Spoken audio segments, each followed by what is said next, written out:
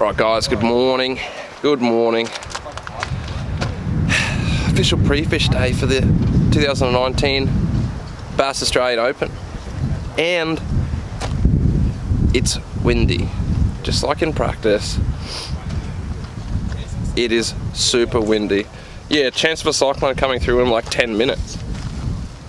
Everyone seems to be excited to get out in the 400 knot breeze. How long are you driven to fish and win? Oh, yeah, about 14 hours. 14-hour drive, where it probably wasn't windy, to come down to Glenbawn. It's very windy. Very, very windy. But Australian Open, there's big money on the line. So you get in the top 12 and you should be getting a healthy payday to at least cover the expense of the grand final and this trip. Well, entry anyway. And a broken spring.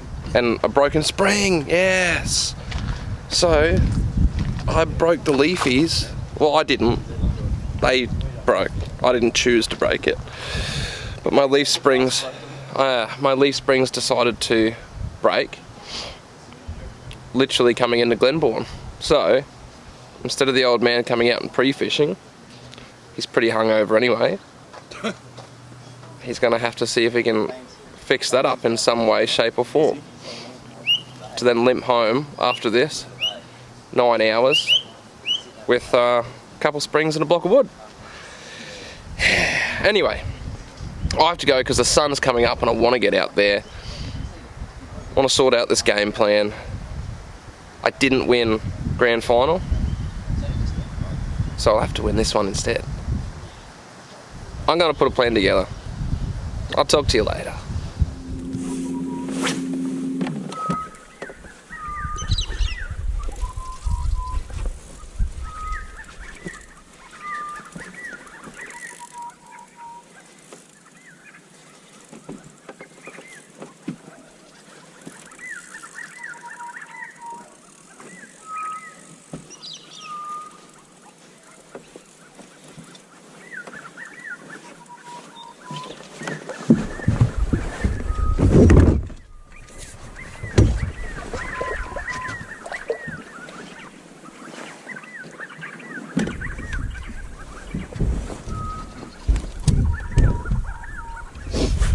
Go. Stake me TMCO soft shell cicada right up against a little rocky bank wall. That was pretty cool.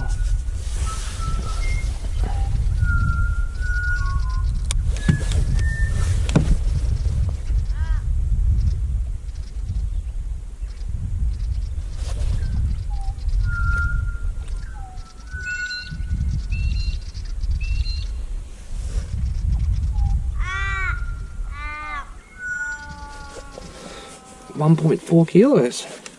Could use a couple of them. Absolutely.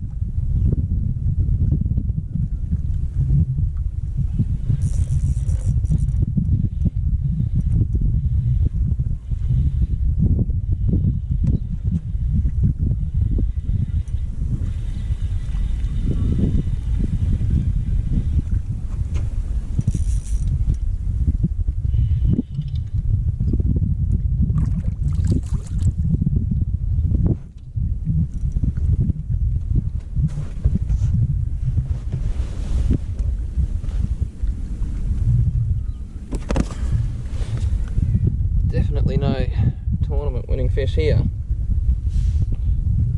Just little fellas.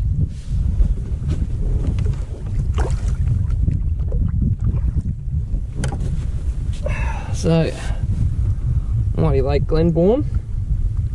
This is actually the place that I started the tournament at the start of the year.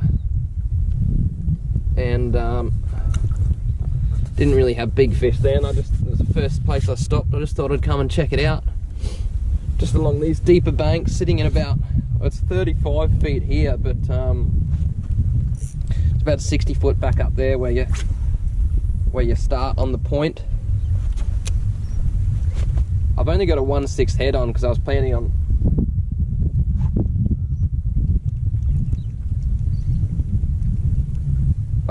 on fishing shallow this morning. I'm still going to go right up to the Eagle's Nest and go shallow. See if the bite sort of carries on from St. Clair, that sort of pattern that I'm trying to work out to here. So if I had a 1/4 ounce head on, but I was planning on doing some of the deeper stuff tomorrow and just focus on shallow today. But I just thought I'd stop here and get a bit of a taste of catching fish, get your confidence level up before you go start looking around at stuff. There's fish here. There's fish right along through here. I just need some big tournament winning fish. I just sort of went up the back down here, or the back, up the back.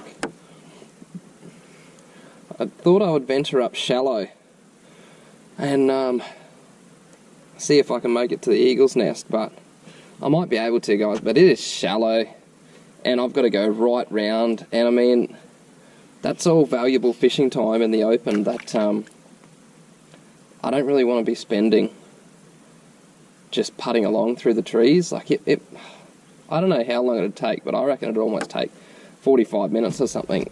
That's just too much time to waste. I'm going to have to try and find a better plan out here. Plus, I don't really like it. The amount of carp that is flopping around out here is just crazy. If you hear splashing and stuff, it's the carp. Up there, they're in plague proportions. I thought it was bass, but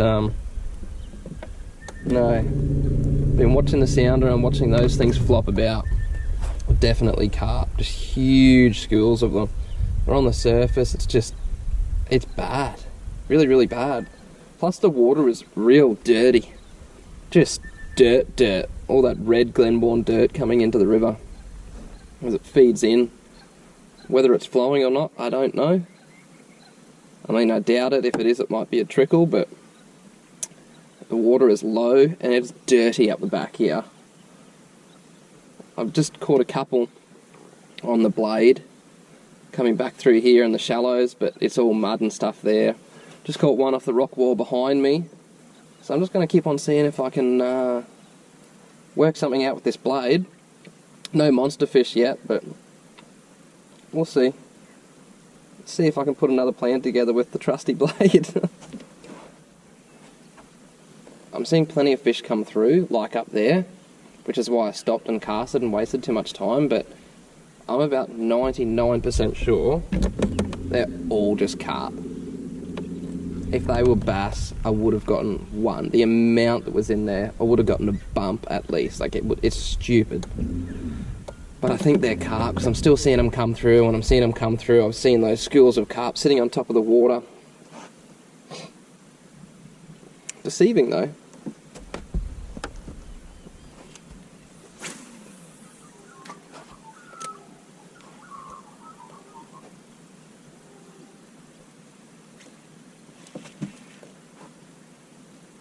There he is. There he is. Don't you wrap me up in those sticks, boy.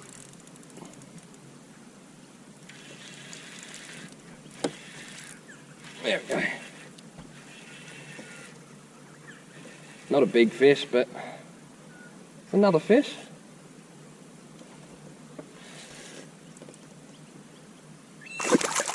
Oh, a bit bigger than what I thought.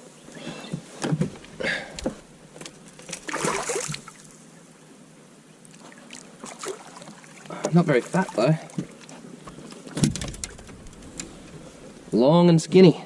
Very skinny, wow. If he was fat, that would have been a good fish to have in my bag.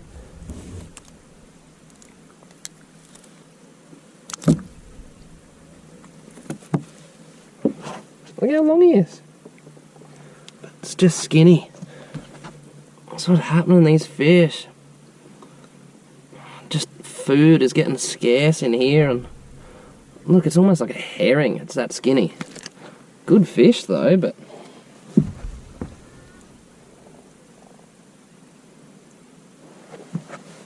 and he's a 40 forker, and he'd be lucky to weigh.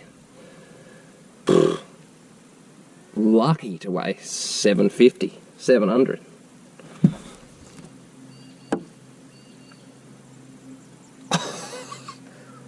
I'm just going to lock this in. I don't know if you guys can see that. That is 720 on the dot. 720 right there on the knocker, boys. God damn, I'm good.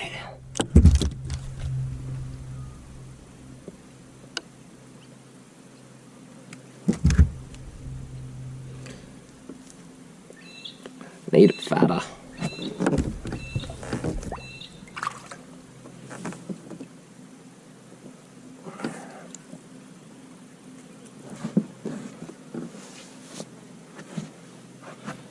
Need some big old fat chunks up in here now. Ooh.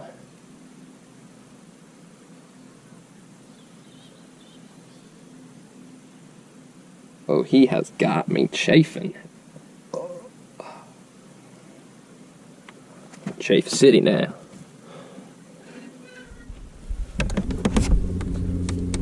Alright, well that's cool. That's 2 bass off this heavier rock bank. Same technique, guys, just casting it in, letting it hit the bottom, and short sharp hops back up. Same as I was doing shallow. I find it's a much better shallow water technique. There's another one.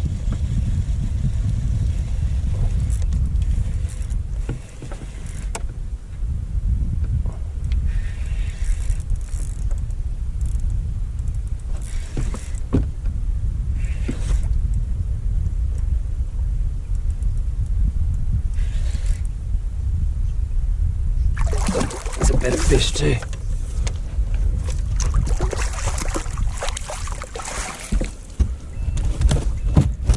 That's a better fish. Yeah, same spot.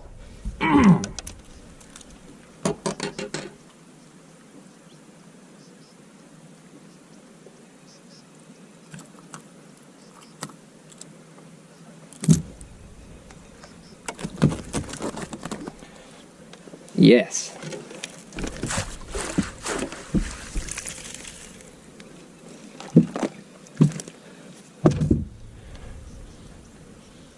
Yes.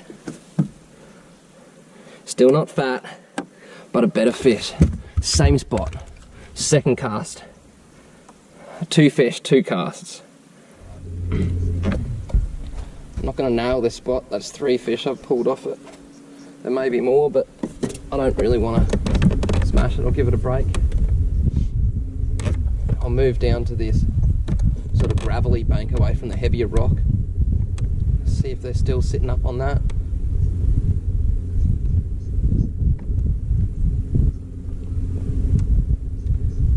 Another rock bank down there on trusty blades. I can't even remember what I was saying. That fish got me by surprise as soon as they hit the water. I think just technique. Technique is just cast it out, short hops, short sharp hops. A little bit of slack in my line. So rather than that hop, it's more like a quick pop or a rip up. That's what I was saying. I find it's a much better shallow water technique than doing it in, say, you know, your 20 or 30 feet of water. When I get down to that depth with blades, I generally like to just slow roll them back and use them as a bit of a search bait and cover area, but or vertical jig. It's shallow up on the edges, it's just popping it up and then it's just falling down that rock face and they're just little ticks and just smashing it. I was hoping the flies wouldn't be as bad as St. Clair. Silly me. Everywhere. They're eating the slime from the bass that's on my deck. God damn. It's so annoying. Oh my god.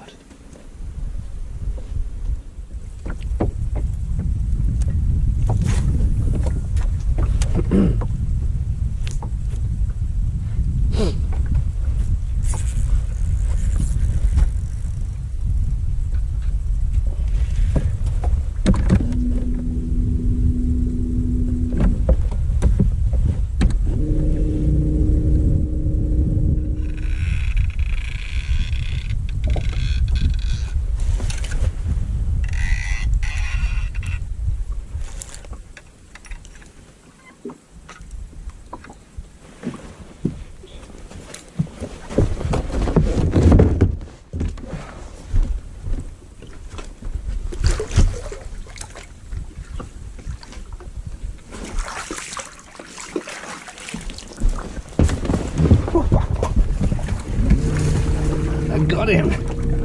Man, he was wrapped up in that tree.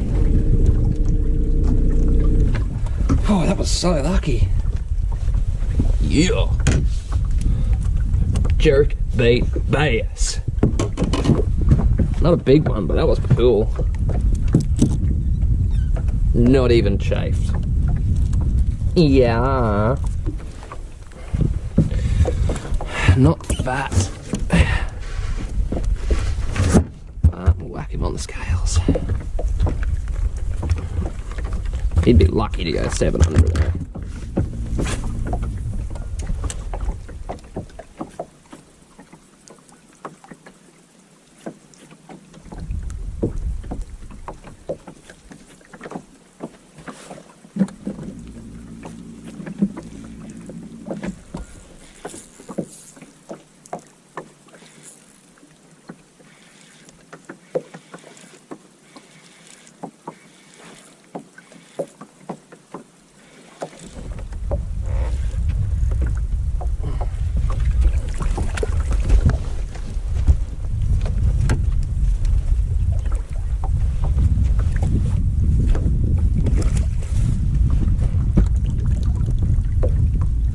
Cool, man. Oh, fishy. Oh, fishy.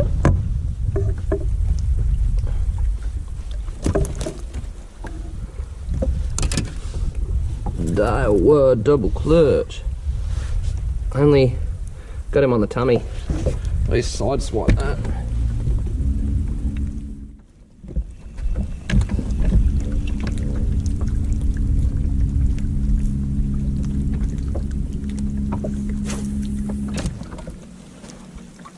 I'm just targeting some of these deeper rocky walls. In like 42 foot, it was like 36 back there. So 35, 40 feet of water. The casts are really important. The casts have to be like right on the rock. If you're this far out from the rock, it's too far.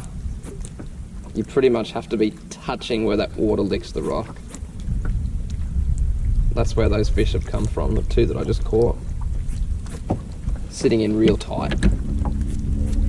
Just throwing around a dial with double clutch. In I think it's a 70 mil. It goes a little bit deeper. It's banged a couple of fish already.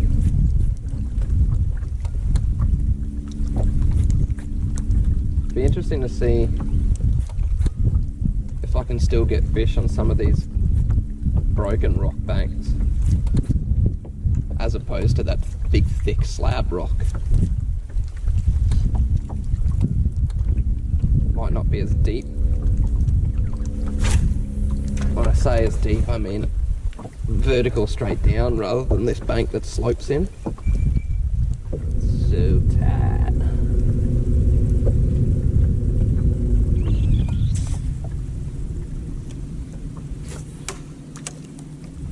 Timber. I'm going down. I'm going timber. You better learn. You better dance. Ah. Yeah, sleep deprived. Oh no. Ah. We're back in action, boys.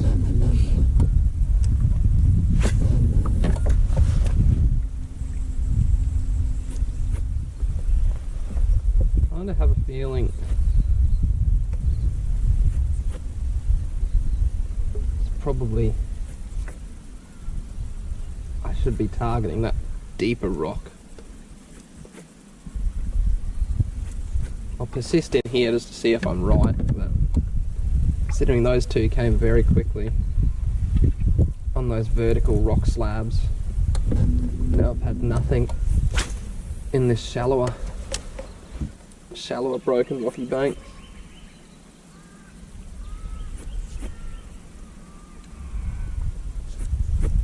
So I'll persist here, and if I pull one up, that's cool. I might be wrong, but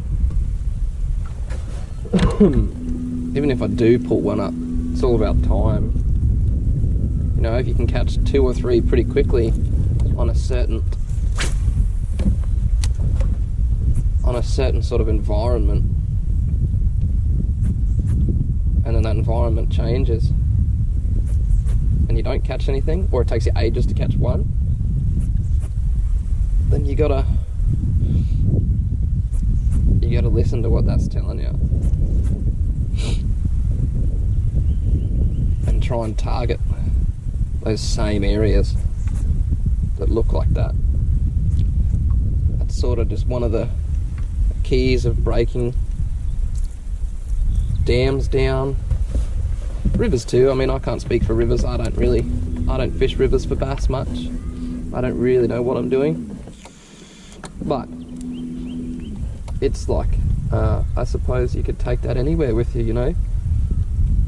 That mindset. If you find that they're sitting on sandy banks more often than others, then go and target sandy banks. If you're finding them that they're only, you know, the large numbers are in 20 feet of water and shallower, and target 20 feet of water and shallower.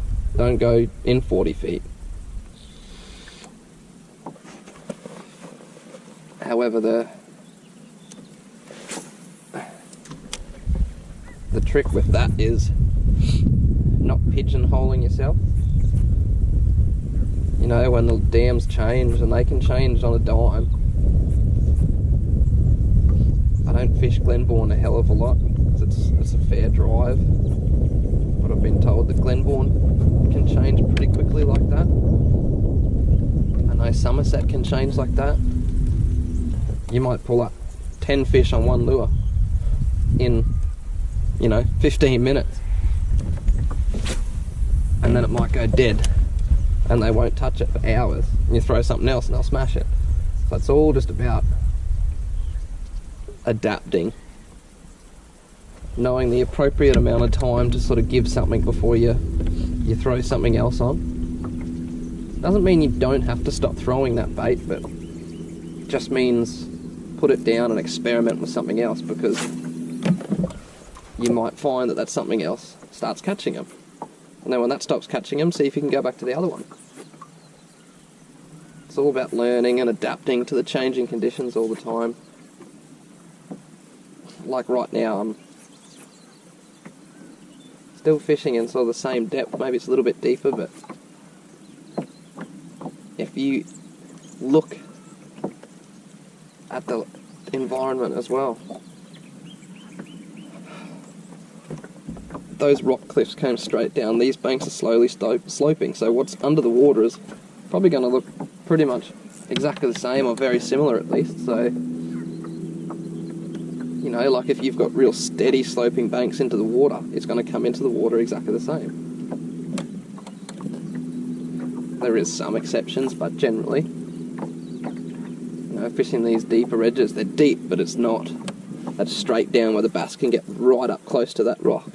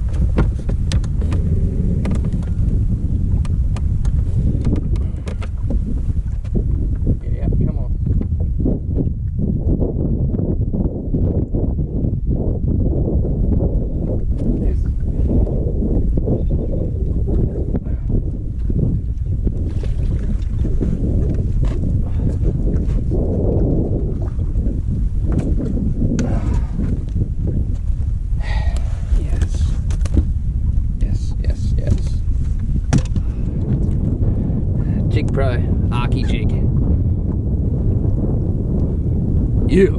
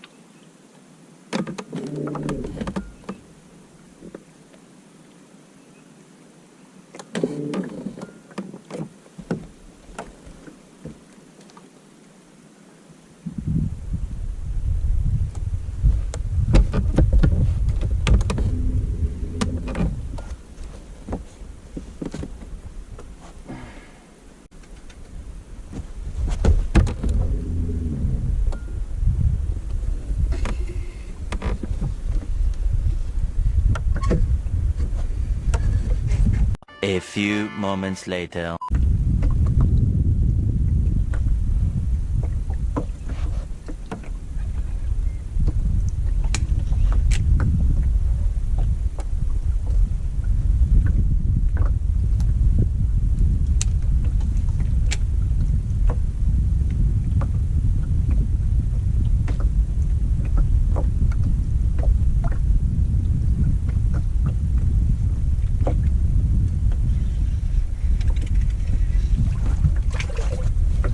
Holy. Yes! Woo! Oh. I've just been fighting that fish for like 5 minutes. It had me wrapped up. Yes.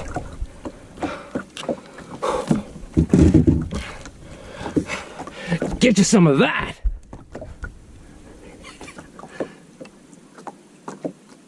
Bam.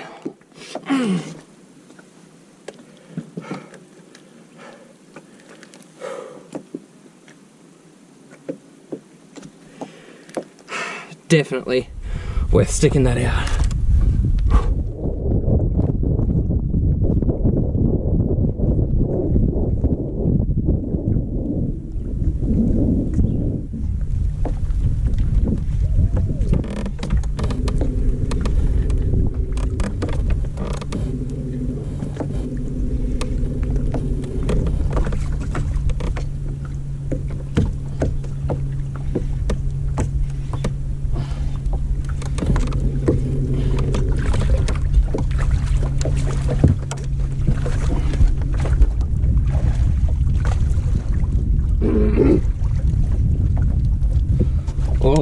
to something now, boys.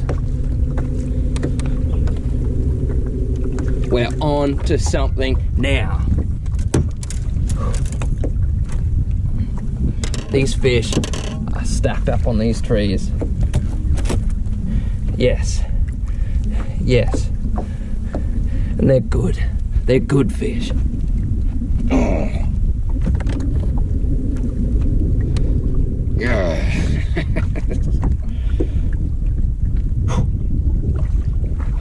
Come on, this plan just has to hold up for me.